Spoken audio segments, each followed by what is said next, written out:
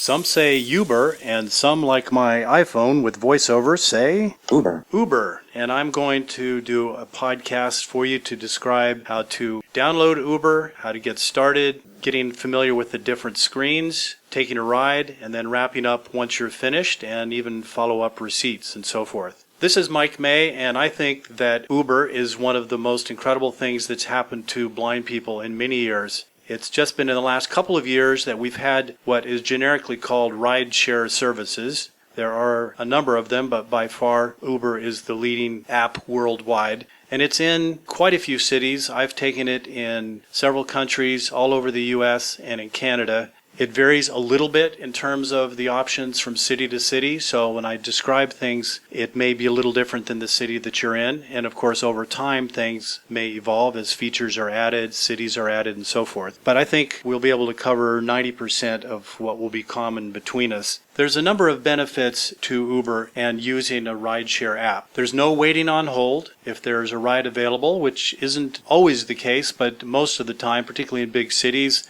the wait time to even get a ride could be a couple of minutes to 15, 20 minutes, but you don't have to wait on hold and guess at what time your taxi will arrive. You don't have to keep calling back and saying, "Where is my taxi?" and all of the guesswork that goes into that whole system. There's a lot more security because your position and the ID of the driver are always known. So if you ever have an issue, you can easily report it. Also, when you're trying to quickly get out of the vehicle, you don't want to be messing with cash, potentially losing some items or your wallet or forgetting something because you're at a curb and trying to rush to get out or dealing with your dog or whatever. It's a lot easier because your credit card is on file. When you're finished with your ride, you just get out and go. That's it. You don't have to tip. You can if you want, but it's not required, and so you don't have to have any exchange of money as you leave the vehicle. I should mention that I have more than a passing interest in Uber. I'm so excited about it that I've been in touch with the company and given them feedback, as have a lot of blind people, and I was fortunate enough to become a beta tester because there are always little things that aren't accessible in an app and things can get broken and they need a full VoiceOver user to be looking after those things. The nice thing is that within the company, within engineering, all of the teams are responsible for making their component of the app accessible. This is something I wouldn't think most companies are attending to as well as I believe Uber is. It can often be frustrating trying to get a taxi in a city. You're trying to wave them down or getting somebody to help you wave them down. And then a lot of times taxis will go by without even stopping because they see you have a dog or for whatever reason you just don't know as a blind person when taxis are passing you by. Even when taxis do pull up and stop either on the street or perhaps at a hotel entrance, they sometimes will reject the dog. I've found it to be as many as 1 out of 3 times in a place like San Francisco where it's particularly bad. I hope that improves over time, but it's very frustrating when you're trying to go somewhere and then you need to stick up for your rights and argue with somebody, and that kind of confrontation can completely ruin your day. But it happens more often than not. That is a situation that should happen very infrequently, if ever, with Uber. It's only happened to me 1 out of well over 100 and some odd rides so far. It can happen, but the good news is there's a zero tolerance policy with the company. They will take that driver off of the platform if they reject you with the dog. And there's a real strong campaign to educate drivers about dogs, including a video for them to see, better understand the situation. Because a lot of times it's just a matter of misinformation. Drivers don't know about a guide dog versus a personal pet. I'll be using my iPhone 6 with VoiceOver and the Alex voice to demonstrate this app. The user interface may change, as I've said, over time, and it may vary from location, but what I show you here should be a pretty good representation of how it all should work. I am assuming that so far you have downloaded the app, search for it on the website under Uber, get the download, and then you go through the normal process of signing up. This can sometimes be tricky with a touch interface because you're entering a credit card and a lot of details that take a fair bit of typing. I should mention on my phone I have the touch typing mode enabled. There's a way that you can share your promo code with somebody else. They get their first ride for free and you get X number of dollars off your rides. It's a good way to save money and to turn other people on to this incredible service. Okay, let's go ahead and launch Uber. Uber, everyone's private driver trademark. Set pickup location, ETA 12 minutes. There's some options at the bottom of the screen, and those are the different types of Uber vehicles you can get, and that can vary from city to city. So I'll show you what I have. So most of the time I'm taking Uber X. Selected. Uber X button. Uber XL button. I flick to the right and I get Uber XL, and that's extra large. Black car button. Black car would be a limo, town car, something a bit nicer, maybe an SUV. And the price goes up with each of these things. I think that's all I have. SUV button. SUV. And then some cities have Uber Taxi, and in France I believe it was called Uber Mini. I've also seen other customized things come up. For example, the Sacramento Kings are nearby, so there's one icon that'll come up having to do with the Kings. Center map button. Center map, that has to do with mostly visual stuff in terms of setting a location. We're not going to do that. Account menu button. So I'm going to go to the account menu first and just show you some of the other options there before we get into launching a ride. Get an Uber. That's what you're going to do most of the time, get an Uber, and that's what it launches into. Payment. And this is a place where you can put more than one credit card. I have one for personal travel and one for business travel, so 2 different credit cards. And when I book a ride, whatever the last payment method I used will be the one that's still active. Promotions. And there are promotions from time to time. That's not where you get the sharing or get a free ride part. Free rides. That's the free rides where your code that's identified with your app and your account, then you can share that with others. I'll just go into that for a second. Free. Share. Back button. Share your promo code CLVRN with friends and they'll get their first ride free, up to $20. Once they've tried Uber, you'll automatically get a free ride, up to $20, the next time you use Uber. And I've seen other cities, sometimes there's a new city that's launched and it might be $30, but that can vary obviously. Share Facebook button. Share via Twitter button. Text button. Email button. And that's it, so I'm going to scrub back to the main screen. Support. Support is where you would go if you had a problem. For instance, if you had a dog rejection, or maybe you canceled a ride and you didn't do it quickly enough, or there's some special issue, you can go in there and send a message to support. I'll just tap and go in there for a second, let you see some of the How options. can we help? Back button. Something went wrong. Contact support button. How can we help? Heading. Back button. I'm going to go back. Those are the couple things that are in the support menu. The last item on the account menu is About. Back button. Rate us in the App Store, v2.66.0. Like us on Facebook. So this has the normal things, the version number and the privacy statement and so forth. So there's 2 key things, maybe 3, that you want to pay attention to on the main Get an Uber screen. First of all, make sure that the type of Uber you want is selected, and that'll be, again, the things at the bottom. It depends on how you flick to left and right, exactly how you'll get to those items, but they're visually at the bottom of the screen. Then towards the top is pickup location. That is distinguished from another item in the middle of the screen that's set pickup location. Set pickup location is when you're happy with the location, you're ready to launch and have the Uber come get you, you would click on that. So first of all, let's look at the pickup location.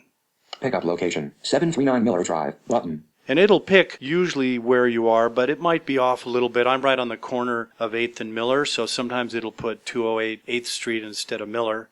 Let's say I'm at a different address or it has it wrong, and I'll show you how I will deal with the pickup location setting. So I'm going to tap on that. Search field is editing. Word mode. Enter pickup location. There'll be a number of places I've been before that are in the list. There's a history. Work, 739 Miller Drive. Edit work address. Button. El Toro Bravo Mexican Kitchen, 2370 D Street, Davis, C8. Button. At the bottom of the screen is your normal touch keypad, and this is where you would put in your address, and then you would click Search. Search, and then it'll come up with a list. Now be careful, because if there are similar names of places, particularly if you're searching for a point of interest in multiple cities, make sure that you pick the right one. Normally it will give the name of the POI, point of interest, plus the address or the city, so you'll know for sure. But sometimes it's a little bit ambiguous, so be careful that you don't set a pickup location that isn't where you are. Selected. UberX. Button. It takes me back to the main screen, and now I'll just make sure. Pickup location. Work. Button. So it says work because that's what I have it labeled as. I'm going to flick once to the right. Set pickup location. ETA 14 minutes. Button. So ETA, estimated time of arrival. But certainly if you're in a place like San Francisco, you will have an Uber available very quickly, depending on what part of the city, within a couple of minutes. Pickup location. Set pickup location. ETA 12 minutes. Button. So it's already dropped to 12 minutes. So I'm going to click on that, double tap. Confirmation. This is the confirmation screen. I'm going to start at the top and flick down. Pickup location. Work. Button. So it repeats my pickup location. Add destination. Button.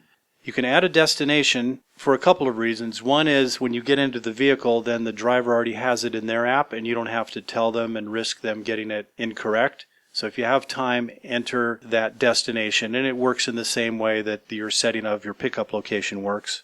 Request UberX. Button. Promo code. Button. Fare estimate. Button. A fare estimate is also a reason you'd want to put in a destination so you can find out, particularly if it's a long ride, an estimation of what the rates will be. Credits. On. Payment. Business visa ending in 4.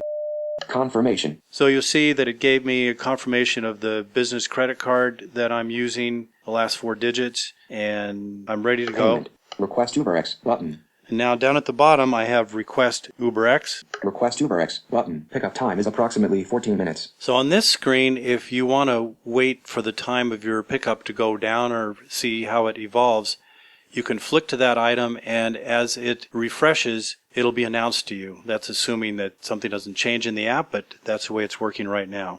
And just to show you what's involved in canceling a ride, should you need to do that, I will take a real ride later with you. Let's go ahead and request it. Request UberX. Button. Listen to what happens. So it's now searching for a driver. Somebody, the nearest driver to me, is getting an alert, and they choose to accept the call or not. Uber Big Trip Options. Button.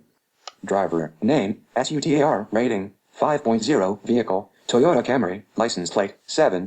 So it gives me all the information about the driver. So I'm going to go through the trip options. Fare split. Button. You can split the fare if you're going with more people. Share my ETA. Button. You can share your ETA with somebody else that you might be meeting up with. Cancel trip. Button. So I better cancel before he gets too close. Driver. Name. Cancel trip. Button. Are you sure you want to cancel? If you cancel 5 minutes after requesting, a fee may apply. For detail, yes. So it's 5 minutes after requesting is when there might be a fee. Under Contact Driver, you can text the driver or call them. I often will call the driver or text them to let them know exactly where I am, if I'm on the curb or if I have some specific thing that will help them find me easier, because when they're close by, I obviously can't see their license plate or car type unless there's somebody around that can help me do that. I'm depending on them finding me, so I'll call them and give them a clue to how to find me. I don't always tell them about the dog because that could potentially scare them off, or it's too hard to explain over the phone. It's just easier to do once they're there in person. They don't actually have your phone number, so once you're done with the conversation, your number is masked. So you can't call the driver back either after your transaction is over with. Note also that this particular driver was 5.0. That's 5 stars, and that's obviously the highest rating you can get. You will rate the driver when you're finished with a ride, and the drivers also rate you. So if a driver's 4.9, 5.0, they're probably pretty darn good. If you give them a 4.0, just bear in mind that will drag down their number quite a bit, so do it with good reason. And of course, if you're really, really unhappy, you can drag their number down significantly with a 1.0. But it's nice to know when you're getting a driver just what their rating is, and then you can contribute to that yourself later on. There's a situation I want to tell you about that I can't demonstrate easily, so I want to tell you about it. It's called surge pricing. This happens when the demand is high for drivers and the price goes up. And this could be any variable 1.5 times, 2.5, 3 times. And there'll be details explained to you exactly how much it goes up, how much per minute, how much per mile. But the bottom line is you have to do a couple of things. You can cancel and wait till surge pricing goes down. You will be given an option to be notified when surge pricing goes down, so that's an easy way to track it. If you really need a ride and you're not going that far and it's worth it anyway, then you can click on Accept Surge Pricing.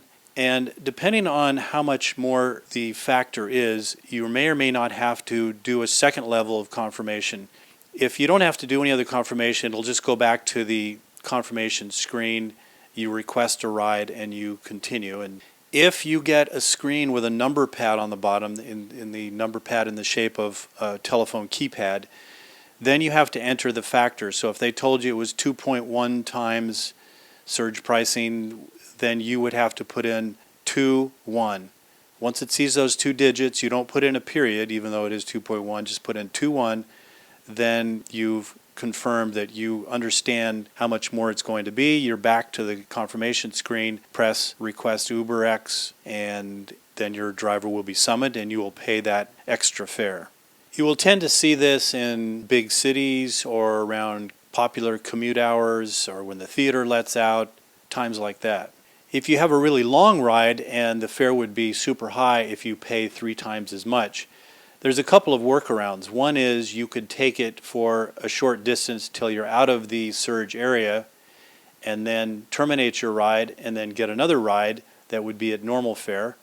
Or what I've done is in San Francisco, taken the BART to a stop a little bit further away where there isn't surge pricing and I'm out of the busy zone, and then I take it from there. But that's only if I'm going to be taking it for half an hour or 50 miles or something like that, and it would be really expensive. Otherwise, it's not worth the hassle to make those transitions. The good news is that my experience is Uber is usually cheaper than a taxi by quite a bit anyway. So even if you have to pay 1.5 times the fare, you're probably just going to be about what you'd be at it in a taxi anyway. Let's go take an actual Uber ride. I'm going to walk downtown and then take an Uber back. Okay, I've got my pickup location in there.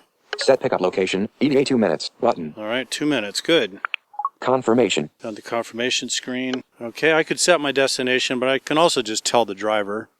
Request UberX, button. Your Uber is on the way. Mike, arriving now. Okay, somebody was close by, so it vibrated the phone, gave me the sound alert. Driver, name, Robert, rating, 4.9, vehicle, Toyota Prius, license plate, N0. Okay, he should be pulling up in a minute. ETA, All right, 1 let's go out minute. to the curb. Mike? Hey, you're on Uber, right? Yes. Okay. There. Oh, you got a little friend with you. Yeah, this is my CNI dog Tank, and I'm headed home. I'll put him We here. can do that. I'll put him on the floor in the back if that's all right. Not a problem. Good boy, Tank. Okay. All right, I'll hop up front if that's okay. That's perfect. Okay, we're going to 739 Miller Drive. Yes, I know where Miller is. So how you liking using Uber? I love it. I love it. Here in a place like Davis, I walk a lot, but sometimes I need to get somewhere quickly, or during the winter, it's nice when it's raining to grab a ride, or going to the Sacramento airport. It's really convenient. I just love being able to pull out the app and get a driver quickly, know lots of details, feel secure, safe, and all that stuff. Yeah, it's kind of the same reason I enjoy driving for Uber here in Davis is small community. I get some of the same kids over and over from the college. Some adults too. Are you a student? No, I'm not. I actually work for the state of California. Okay. Been there quite a long time, and was looking to do something else after I retired, and wanted to do something totally different than my regular state job. So somebody told me about Uber, and been doing it since September. Oh, nice. You ever get any really long rides? Yeah, periodically we'll get some rides down to San Francisco Airport, San Francisco, Oakland. Well, I've taken Uber in France, Germany, Spain, Australia, and in quite a few U.S. cities. It varies a little bit from place to place, but I've always had a good experience, so I'm hooked. Yeah. Now, how is it with Tank? Pretty easy to get him to ride, and Yeah, some drivers are a little surprised that they've never had a CNI dog in their vehicle before, but they're cool about it. And of course, by the end of the ride, when they have this dog that's just sitting there not moving, what's there to say other than, wow, that's amazing? all right, we're almost there. I didn't use the feature this time, but I kind of like the fact that if I had put in my destination, I could share my ETA, let my wife know that I am en route and not just still hanging out at the pub. All righty. Okay. We have arrived. All right, we have arrived. Great. Thank you, Robert. All right, Tank.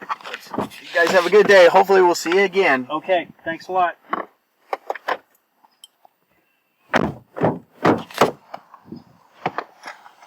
Let's go, Tank. Good boy. Have a good one. So if I wanted to give any good or negative feedback, I could choose that button and type in some details. Need help, button. 1 star, button. 2 stars, Here's the button. rating. 3 stars, 4 stars, 5 stars, button. 5 stars. Selected. 5 stars. Submit button. And submit. Double tap.